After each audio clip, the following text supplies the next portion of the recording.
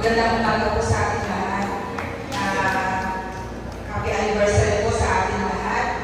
Bali, ang Panginoon po ay naging tapat sa buhay ng mga iglesia natin na dito sa Maine.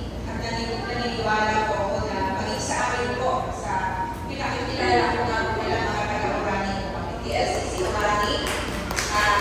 Kung ang Panginoon po ay naging tapat sa TLCC ng 43 years, sa amin po 50 years. Yan, nagpapasalamat po kami sa Panginoon. Narito po kami, mag-aalay po kami ng special number para sa ating Panginoon. At naniniwala po ako na maging sa bawat isa sa atin, naging tapat po ang Panginoon. Kaya hindi lamang po kami ang kakanta, lahat po tayo kakanta. Sabay-sabay po tayo kasi naniniwala tayo na naging tapat ang Panginoon at tayo po ay yung po ating pang-iglesia ay tumutulog, ginabaka.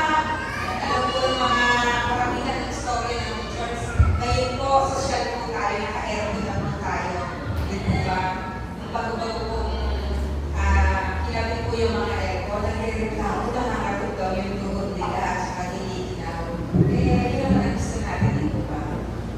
Isa lang po patuloy na ang Panginoon po ay hindi ginagawa sa buhay natin. Kasabay po ng mga panalangin ngayon na ma-improve po yung ating panasambahan. Kasabay po yung pinupupot po yung ating character.